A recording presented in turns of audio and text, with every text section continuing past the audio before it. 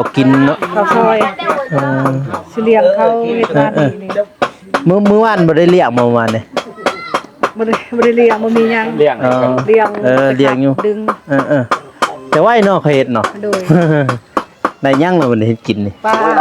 ลาปลาอ๋อซื้อปลา10โล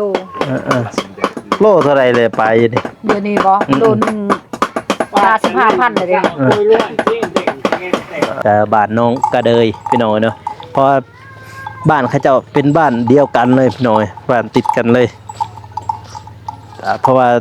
บ้านน้องบองกับน้องกระเดยนี่เป็นทีมงานสายบุญน้องพี่น้องเนาะสร้างเฮือนสร้างซ่านนะเขาเจ้าปาโตมันคือใหญ่แท้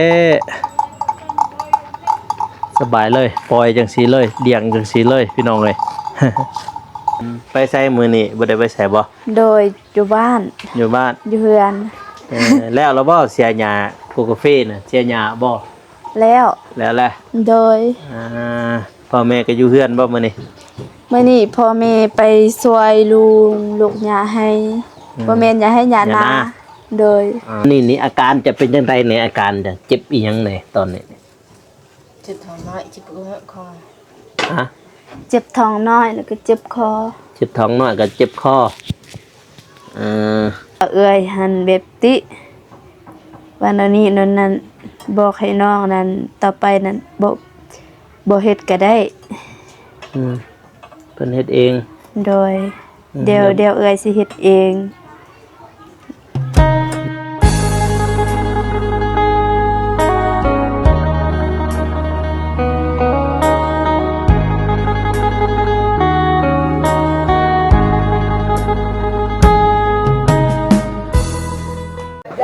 ปา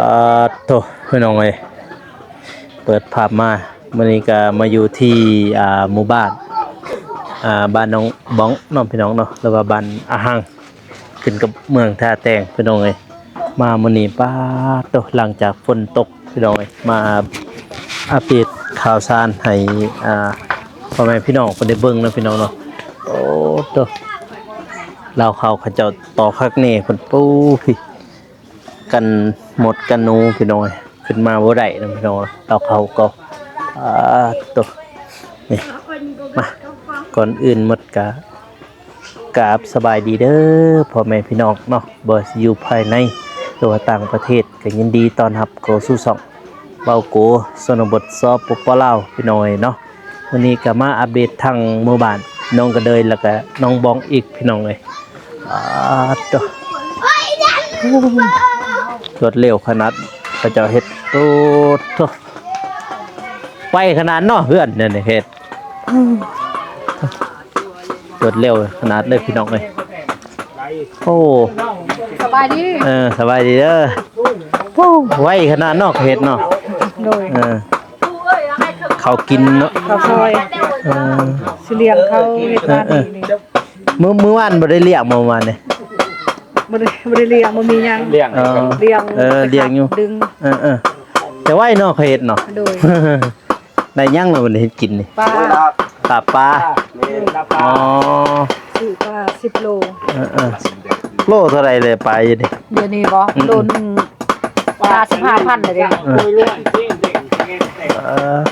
ข้าวเดียวเนาะเฮ็ดเนาะมีอันนี้อะไรเด้น้องมาซอยมีข้าวกระแตะนี่ข้าวเดียวเนาะข้าวเดียวขนาดเข้าไปเลยถ่ายเบิ่งก่อนถ่ายดูโดยข้าวเดียวใครจะเฮ็ดเพื่อนกระตุบน้อยพี่น้อยบ้านนาหั่งนี่แบบว่าสามัคคีกันพี่น้องเนาะไปเยี่ยมยามน้องบ้องก่อนพี่น้องเลยนะไปจะได้เลยไปหาเพิ่นก่อนไปหาบ้านน้องบ้องพี่น้องเลยอันนี้เส้นทางนี้จะเป็นทางบ้านน้องกระเดยน้องพี่น้องเนาะโอ้ผู้สาวนี่พี่กระโลงพี่น้องเลยโลงศพไปเขาไปยังบ้านน้องบ้องพี่น้องเนาะนี่บรรยากาศยามแรงพี่น้องเนาะถ่ายให้พี่น้องได้ชมได้เบิ่งเขตหมู่บ้านชนบท ในลาวใต้เนาะพี่น้องเนาะหลังจากฝนตกเราโกมาทายวิถีชีวิตชาวบ้านเนาะพี่น้องเนาะพี่โทพี่เพราะว่าบ้านน้องบ้องกับน้องกระเดยนี่เป็นบ้านเดียวกันเลยพี่น้องเลยเนาะติดกันเลยย่างไปหากันก็ได้ย่างไปสู่หากันพอโทเพราะหลังจากฝนตกพี่น้อยมาได้แต่ว่าทั้งบ้านบาวโกฝนตกพี่น้อยตกบ้างแห้งนี่เลยแล้วก็ไฟก็ดับอีกบ่มาอีกพี่เห็นบ่พระเจ้าปลูกพักบอกผู้บัวเขาเจ้าพี่น้อยใส่ทุ่งยางแบบนี้เลยนี่ใส่กระสอบปูนอันนั้นเป็นกาแฟโถกาแฟเขาเจ้าพี่อันนี้ก็เป็นศาลากวดเนาะพี่น้องเนาะถ่ายบรรยากาศยามแรงให้พี่น้องได้เบิ่งทั้งเขตชนบทลาวใต้พี่น้องเนาะเขาเจ้าใช้ชีวิตแบบใดในยามแรงมีกล้วยมีงัวเลยพี่น้อยตามกลางบ้านตามของศาลากวนพี่น้อยเนาะบรรยากาศหลังจากฝนตกพี่น้อยถ่ายให้พี่น้องได้เบิ่งเนาะพี่น้องเนาะบ้านน้องบ้องแล้วก็บ้านน้องกระเดยพี่น้อยเนาะเพราะบ้านเขาเจ้าเป็นบ้านเดียวกันเลยพี่น้อยบ้านติดกันเลยเพราะว่าบ้านน้องบ้องกับน้องกระเดยนี่เป็นทีมงานสายบุญน้องพี่น้องเนาะสร้างเฮือนสร้างซ่านนะเขาเจ้าปาโตมันคือใหญ่แท้สบายเลยปล่อยจังสีเลยเดี่ยงจังสีเลยพี่น้องเลย ไปย่างมาทางนี้พี่น้องเลยเนาะเป็นเฮือนน้องบ้องพี่น้องเลยเนาะเพราะว่าโดนแล้วที่บาวโกบ่ได้มาอัปเดตพี่น้องเลยหลังจากเพิ่นขึ้นเฮือนขึ้นซ่านก็มาอัปเดตข่าวๆอยู่หรือว่าเพิ่นแล้วเพิ่นเฮ็ดห้องน้ำทางบาวโกเองก็บ่ได้มาถ่ายพี่น้องเนาะมามื้อนี้ก็มาอัปเดตเป็นจังได๋ครอบครัวน้องบ้องนี่เป็นจังได๋แน่แหละสุขสบายดีอยู่บ่พี่น้องเนาะมาอัปเดตให้พี่น้องเพิ่นได้เบิ่งเนาะพี่น้องเนาะหลังจากที่ว่าเพิ่นสร้างห้องน้ำแล้วบ่ค่อยได้มาเลยพี่น้องเนาะป้าโธ่เป็ดจะหลายแท้ หลายเนาะพี่เลี้ยงเป็ดพี่น้องโอ้โธ่เลี้ยงเป็ดเลี้ยงไก่พี่แหละเพื่อนน้องบ้องพี่น้องป้าโธ่บ้านนี้ยังงามขึ้นเนาะบ้านนี้เนาะโธ่จิตไม่เนี่ยของล่างก็สาดสร้างดีพี่น้องเลยน้องบ้องก็เริ่มงามขึ้นแล้วบัดนี้ โดยสบายดีเด้อไอโกสบายดีพ่อแม่ผู้ใหญ่ใจบุญทุกท่านนะก็สบายดี FC ฟังไทยฟังลาวหรือว่าจะต่างประเทศหรืออยู่ในบ้านเฮาก็ขอสวัสดีสบายดีเบิดสุขสุขคนเด้อเฮ็ดหยังอยู่หั่นอยู่เฮือนน่ะเอิ้นครัวน่ะ นั่งลิ้นนี่แหละนั่งลิ้นโดยไปใส่มื้อนี้บ่ได้ไปใส่บ่โดยอยู่บ้านอยู่เฮือนแล้วเราบ่เสียหญ้าพวกกาแฟน่ะเสียหญ้าบ่แล้วแหละโดยพ่อแม่ก็อยู่เฮือนบ่มื้อนี้พ่อแม่ไปช่วยลุงลูกหญ้าให้บ่แม่นอย่าให้หญ้านาโดยทั้งบ้านจะนี่อันนั้นละบ่ถอกแล้วบ่เขานั่นยังบ่โดยทางบ้านข่อยสิเกี่ยวแล้วแม่ทางบ้านอ้ายสิเกี่ยวได้หน้าอ้ายยังสิเกี่ยวคือนาของลุงนี่ยังบ่ได้ท้องซักทางบ้านข่อยนี่โอ้ยเพิ่นสิเกี่ยวแล้วมันทิศหน้าได้บ่ยินแม่เขาว่าสิเกี่ยวข้าวเกี่ยวน้ำน่ะมันมีเวลาไปซอยนี่เด้อโดยนี่ลังพูตัวนี้แหละหน้ามันลังพูอันเดียวกันกับบ้านเจ้านี่แหละเพราะว่าอยากไปซอยอยู่เดี๋ยวบ่ฮู้ทางไปคันมีเวลานะคันไปซอยพี่น้องเอ้ยเพราะว่าตั้งบ้านบาโกเกี่ยมเลยเด้เกี่ยมเกี่ยวเขาเลย ไก่ฮอดฤดูเลยเด้นี่บัดนี้นี่อายไปใช้มื้อนี้อายจ้ะ อ้ายอยู่มื้อนี้บ่ เออ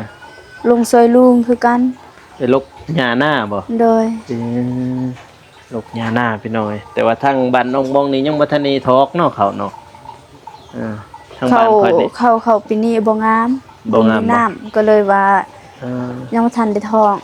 อืม แต่ว่าเข้าทางพูนอยู่อันนั้นท้องหมดแล้ว อืม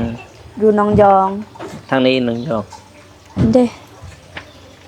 ทาง ตีนภูหัน คงตะยุนหั่น โดย อ๋อหน้าไว้ทางนั้น บ่ฮู้ อืม หน้าบ้านไอ้ตูนนั่นน่ะแล้วก็ อืม หน้าพวกบ้านน้อง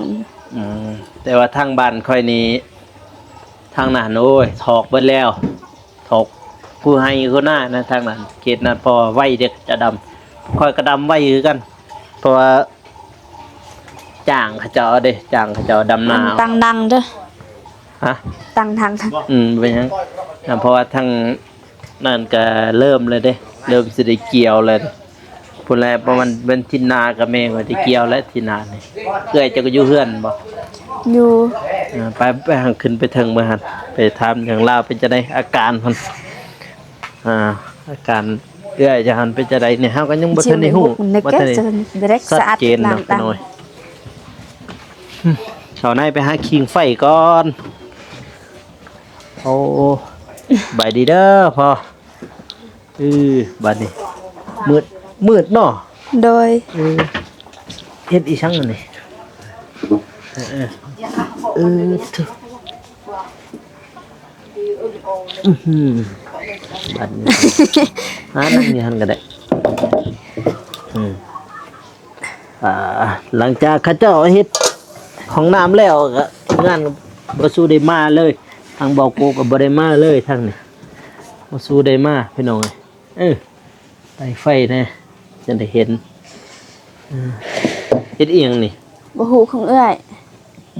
บ่ฮู้ว่าเอื้อยสิเฮ็ดกินหยังเอื้อยก็เฮ็ดกินต่าง เพิ่นกินต่างบ่ โดยต่างเพราะว่าเอื้อยกินคือแบบคือพวกน้องกินบ่ได้ เอื้อยก็เอื้อยเฮ็ดเองเพราะว่าพวกน้องเฮ็ดแบบเอื้อยว่าจะติติโน่นนี่นั่นก็เลยเอื้อย ยัน เฮ็ บ่ ด ถื เอ อง กับเราเนาะ โดย มื้อนี้อาการล่ะ เราเป็นมาจากปีแหละ 3 ปีปลายแล้ว เบื้องต้นอาการเบื้องต้นของเพิ่นเป็นอีหยังกันแท้ เบื้องต้นก็เจ็บมดลูกก่อนแล้วก็เจ็บคอหันเจ็บตั้งแต่ปีกาย บัดนี้นี่อีหยังอีกเพิ่นเจ็บแน่จักจางเพิ่นเจ็บหั่นน่ะน้องห่มบ่ ตอนนี้บ่ ตอนนี้นี่แหละ มื้อนั้นเอื้อยก็ว่ามึนปวดขานี่แหละ ปวดขา โดยแบบเป็นมึน เป็นมึนมาเลย โดยบ่ฮู้คือกันว่าเป็นหยังเอื้อยนั่นได้บอกน้องอยู่แต่น้องว่าบอกว่าน้องก็บ่ฮู้คือกันเอื้อยบอกว่า ให้เรามานั่งอยู่นี่บางทีเพราะว่ามีพ่อฮักเขาได้อยู่ต่างประเทศพุ่นนะเพิ่นก็ตอนนั้นเพิ่นบอกอยู่ได้ให้ข่อยว่าให้ข่อยซื้อยาไปให้เอื้อยจานตอนเฮือนเก่าเฮือนหลังนี้นี่ตอนนั้นแต่ว่าข่อยบ่ได้มามื้อนั้นพอดีข่อยลืมเลยมื้อนี้มาเจอหั่นนะลองถามเพิ่นเพิ่นเป็นอีหยังหั่นนะ บ้วนช่วยดู มานี่เบิ่งค่ะให้เรามานี่พอมีพ่อฮักข่อยเพิ่นเป็นหมอนี่แหละเป็นพยาบาลบ่เขาจะเอิ้น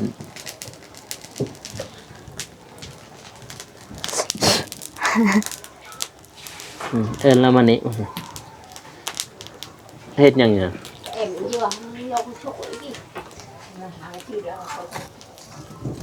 บ่เยอะ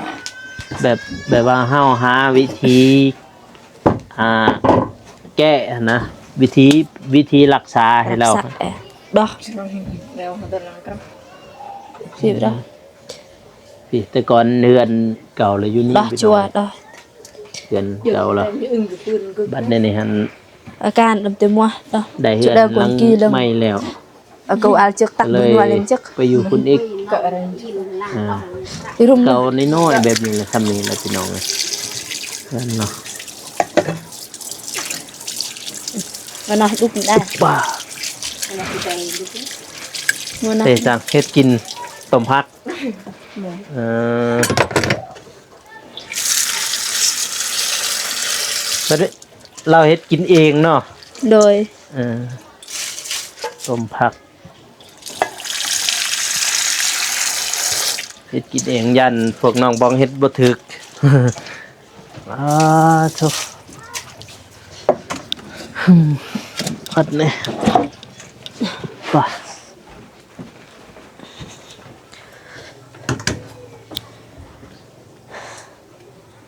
นั่งบัดนี้ตอนนี้นี่อาการจะเป็นยังไงในอาการจะเจ็บอีหยังในตอนนี้ เจ็บท้องน้อยเจ็บเอื้อคอ ฮะ เจ็บท้องน้อยแล้วก็เจ็บคอ เจ็บท้องน้อยกับเจ็บคอเอ่อ ต้องเอากูไป อาทิตย์ใช้เจ้าก็ได้นะตอนนี้ก็คือเพิ่นยังเจ็บท้องน้อยกับเจ็บคอเนาะเพราะว่ามี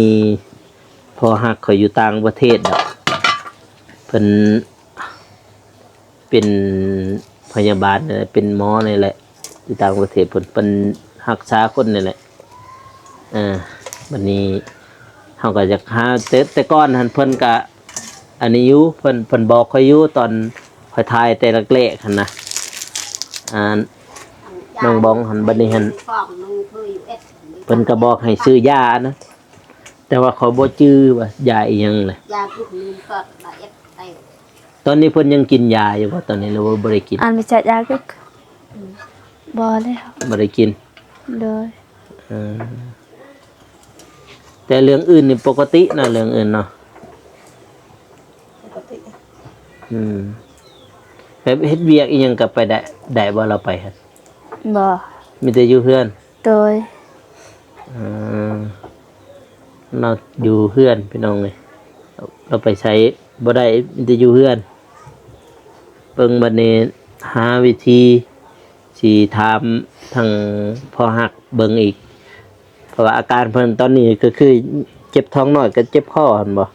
มีสองอย่างหั่นบ่ โดยเบยะอาการ ก็ไปตัดกินยา เจ็บฮอดแค้วเจ็บฮอดดิฮอดแกม มันแล้วก็เจ็บทั้งมึนใช่ไหม มันเป็นบางช่วงบ่หรือว่ายามมันเป็นก็เป็นหรือว่ายามบ่ก็ ไม่ บ่ จบ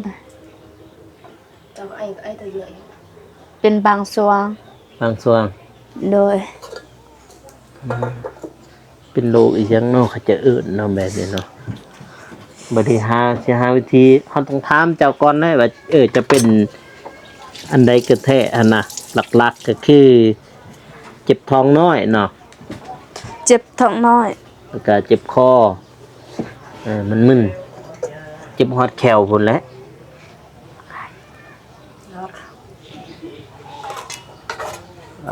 เจ็บฝนตกบ่เมื่อกี้นี่ท่าน ฝนตกหนัก ตกแห้ง โดย โอ้ทางบ้านเคยฝนตกแห้งคือกัน ไฟดับอีก คือกัน ไฟดับบ่ทางนี้ คือกันไฟดับคือกัน ทางพุ่นเนี่ยไฟดับถ้าดับมาโอ้ยเป็นชั่วโมงเป็น4-5ชั่วโมงพุ่นคืนนั้นไฟดับตั้งแต่8 โมงจนฮอด11 โมงเช้าพุ่น11 โมงเที่ยงพุ่นไฟก็ได้วันนี้ทั้งน้องเองก็บ่ได้ไปไสแล้วเนาะช่วงนี้นะอยู่บ้านได้แล้วเนาะน้องบองนี่นะไปแต่ว่ามื้อนี้ก็ไอ้ตูนได้โทรหาบอกให้น้องอยู่เฮือนเพราะว่ามีเวียกไปว่าทีมงานจะเข้ามาถ่ายนั่นแหละน้องก็เลยอยู่เมื่อวานนี้ก็ไปเก็บกาแฟ กินกาแฟเข้าบ่ โดย เขาจ้างโลเท่าไหร่ 3,000 กาแฟไม่เฮียนเนี่ยบ่เลยกาแฟ โดยกาแฟไม่เฮียน กาแฟไม่เฮียนกาแฟเวียดนี่พี่น้องโลนึง3,000 กีบถือว่าไปรับจ้างเนี่ยเนาะ โดย แต่จักโลไปเก็บนะ 2 โล 5 โลตั้งแต่เช้าบ่ โดย โอ้ดีแล้วซื่อนะหารายได้เสริมพี่น้องเอ้ยก็คือไปหารับจ้างเก็บกาแฟ สิเฮ็ดกินให้เอื้อยแต่ว่าอ้ายจะก็บ่ได้ไปบ่ได้ไปรับจ้างบ่ บ่อายฉีดยาช่วงนี้ อืมค่อยมื้อนั้นก็ไปฉีดยาคือกันอยู่เทิงผู้พุ่นไปเบิ่งสวนแน่พอดีไกลแล้วบ่ค่อยไกลแล้วมันทิศนาที่เนอบางทีก็เกี่ยวแล้วเขาเกี่ยวเขามันมีเขาวเจ้ากับเขาวเหนียวเด้แม่งก็ถือใส่หั่นนะใส่ให้หั่นมีข้าวเจ้ากับข้าวเหนียวทิศนาก็ได้เกี่ยวแล้วเขาบ่ค่อยแบบค่อยอันนั้นดำไว้เด้เป็ดจ้างเขาเจ้าดำตอนนั้นปกติมันก็ซ่าคือกันนะ เพราะว่าบ่มีไผดำซอยก็เลยจากเอาบัดนี้แล้วสิบ่ได้เงินจาก YouTube เนี่ยจักสิได้จ้างไผก็บ่มีเงินแล้วมันเกี่ยวเองแล้วมัน ปีหนึงหันได้จักต้น ปีหนึ่งปีกายนี่คือว่าจังได๋30 40 40สอบปีกายนี่ถ้าปีนี้บ่ฮู้ว่าจะได้จักสอบ เข้าหน้าบ่ล่ะว่าเขาให้ เข้าหน้าไปเฮ็ดหน้าเด้ อืม เฮ็ดหน้าประมาณ38สอบนะตัว2สอบมันบ่อันนั้นปานใดดอกมันบ่ได้แนวปีอันนั้นปี2022ก็พอได้อยู่พอดีปีกายไปซื้อนี่แบ่งให้เอื้อยได้แน่ต้น แบ่งให้เอื้อยแน่น่ะมื้ออื่นนี่มีข่าวดีแล้วทางน้องบองมื้ออื่นฮู้แล้วบ่ โดย บ่าวเตียงสิมามื้ออื่นนี่พี่น้องฮู้นำบ่าวตูนบ่ มื้ออื่นนี่มีข่าวดีแล้วทางน้องบองมื้ออื่นฮู้แล้วบ่ โดย บ่าวเตียงสิมามื้ออื่นนี่พี่น้องฮู้นำบ่าวตูนบ่ ฮู้แบบว่าฮู้เอง ฮู้เอง โดยแบบน้องก็ติดตามเบิ่งคลิปนะบ่าวเตียงตลอด แล้วก็ไอ้ตูนอีกบอก มื้ออื่นนี่แหละเพิ่นมาพี่น้องบ่าวเตียงเพิ่นสิลงมาใต้พุ่นแนวทางทีมงานเฮาก็ยินดีต้อนรับให้เพิ่นมาเบิ่งเฮือนน้องบ้องนี่แหละแล้วเด้เฮือนน้องก็เดยไก่แล้วไก่สำเร็จแหละอีกบ่ดนบัดนี้สิเอาหยังให้บ่าวเตียงมื้อนี้ฮะ มื้ออื่นบ่ ว่าแล้ว อยากเด้บ่มีหยังมีแต่ว่าจะต้อนรับนั่นน่ะ ตอนรับ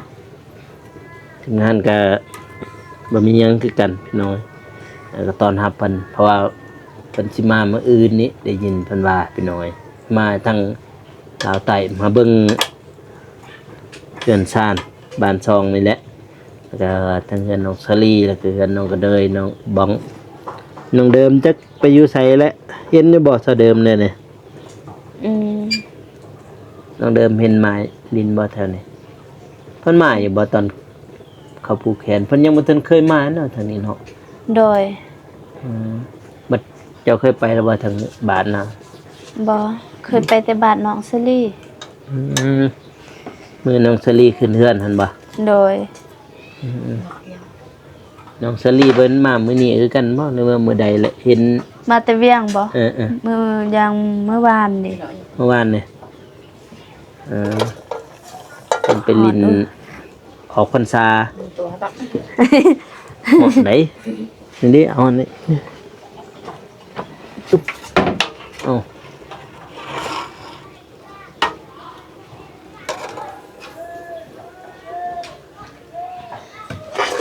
ตักเลยดี อัด ทุกเทื่อบ่มีแต่เราเฮ็ดเองบ่กิน โดยคือว่าตอนที่เอื้อยกำลังเจ็บใหม่ๆหั่นน้องก็เฮ็ดแบบน้องต้มข้าวเปียกสิต้มข้าวเปียกให้เอื้อยกิน แต่ว่าเอื้อยหั่นแบบติว่าแนวนี้นั่นนั้นบอกให้น้องนั้นต่อไปนั้นบ่เฮ็ดก็ได้ เพิ่นเฮ็ดเอง โดยเดี๋ยวเอื้อยสิเฮ็ดเอง ตัวอื่นนี่ก็ปกติ แต่ว่าเราหันยังเจ็บท้องน้อยเนาะเดี๋ยวๆมี เจ็บท้องน้อยเป็นท้องน้อยอักเสบนี่แหละ อ๋อท้องน้อยอักเสบ โดยเคยไปอีโกเทื่อนึง เห็นว่ามันนี่ เห็นว่าท้องน้อยอักเสบ แล้วก็เพิ่นบ่ได้ทางหมอเพิ่นบ่มียาเป็นหยังบ่ เรื่องยาหันมีอยู่แต่ว่าติดแบบว่าติดที่น้องบ่มีเงินก็เลยว่ายาหันก็บ่เอามีแต่ว่าไปกวดซื่อๆก็ อืม เสียแพงละไปอีโกอยู่พุ่นอยู่ปากซอง อยู่หมอเวียดบ่ โดยอยู่หมอเวียดนั่นซัมอีโกซื่อๆก็แพงเอายา ไปโคเท่าใดอยู่หั่น แล้วเท่าใดนำบ่จื้อละเมื่ออยากอันไปโกอันไปดักไอโกไปเสียไปเมื่อ60 พวกข้อยก็60เพื่อนตอนข่อยตำหั่นนั่นตำรถท่านข่อยก็ไปเอโกคือกันต้องข่อยตำหั่นนี่เจ้าจักบ่ ช่วงเดือนใด มีนะช่วงเดือน ช่วงเดือนประมาณช่วงเดือนห้าบ่ ประมาณนั้นน่ะ พอดีช่วงเดือนห้าหันไอ้ตูนกับไอ้เจ็บมาเฮือนนอกตอนทำอิฐแล้วก็คืนนั่นแหละมาแล้วก็พอดีเห็นอยู่ไอ้เจ็บหันลงแล้วก็แท็กซื้ออ้ายได้แหละแล้วก็น้องก็ทำแม่นไผหันเพิ่นก็บอกว่าโกจังซี่แต่น้องก็บ่ฮู้ เออ ช่วงนั้นก็เพราะว่าน้องกับไอ้เจ็บแล้วก็ไอ้ตู้ก็แบบว่าฮู้จักกันไหม ขอยแล้วตำรถอันนั้นไปตำรถใดหั่น คือถ่ายนำ ขอยติดกล้องใส่อันนี้ใส่กระนอกให้ติดกล้องใส่กระนอกแต่ว่าวิดีโอมันดนนั่นแหละข่อยมาตัดออกตัวสั้นๆซื่อๆวิดีโอมัน20ปลายนาที แบบว่าแบบก็แบบว่าตั้งใจตั้มบ่หรือว่าเป็นอะไร บ่แล้วมันบ่เห็นกันนอกมันบังนี่มันบังอันนี้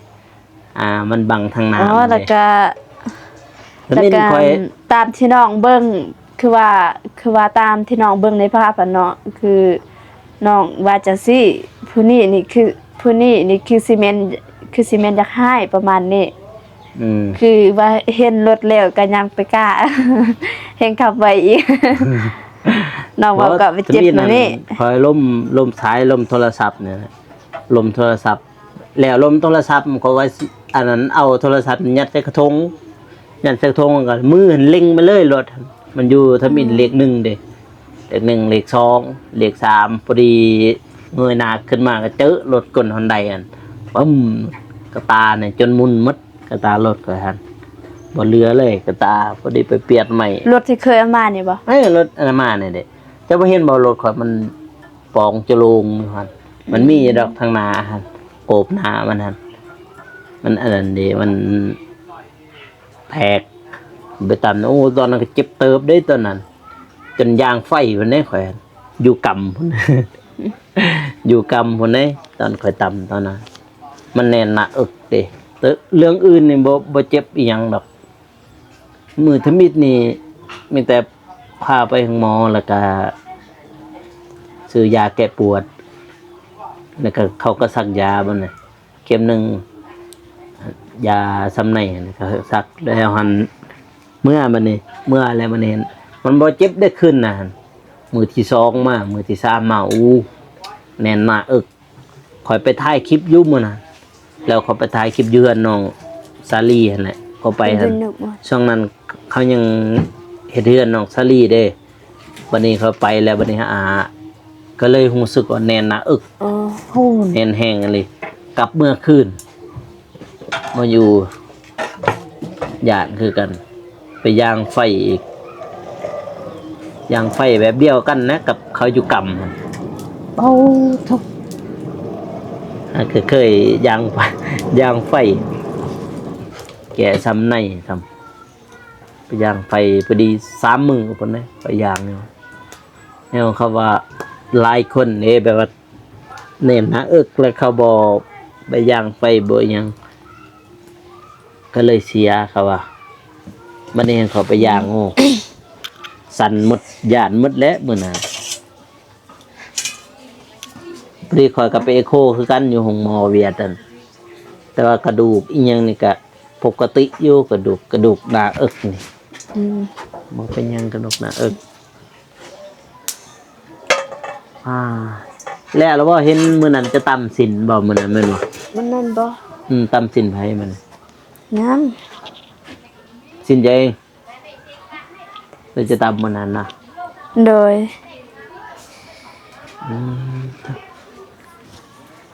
พี่น้องไงเนาะห้องน้ำห้องในเพิ่นก็เรียบร้อยเบิดวันนี้หันทางทีมงานเฮาก็มาอัปเดตเรื่อยๆพี่น้องเอ้ยทางน้องบองเพิ่นนี่ตัวพี่น้องเอ้ยบรรยากาศยามแลงที่บ้านน้องบองกับน้องกระเดยคึบป่ะกองล่างเพิ่นสะอาดสร้างดีพี่น้องเนาะพี่เพื่อนเพิ่นหลังจากฝนตกทางนี้ก็ตกทางบ้านเบาโกก็ตกคือกันพี่น้องโอ้ยฝนนี่ก็ได้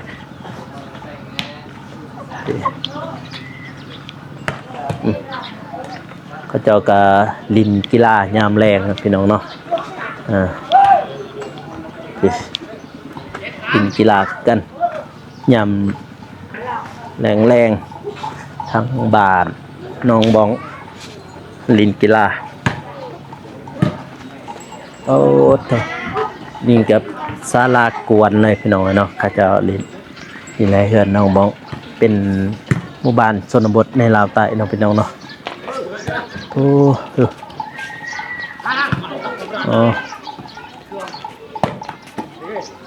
ลินกีฬา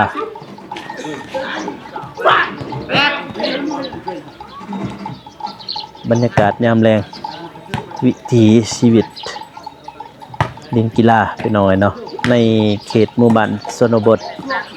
บ้านอาหังติดกับศาลากวนเลยเนาะพี่น้องเนาะเขาเจ้าเล่นกีฬา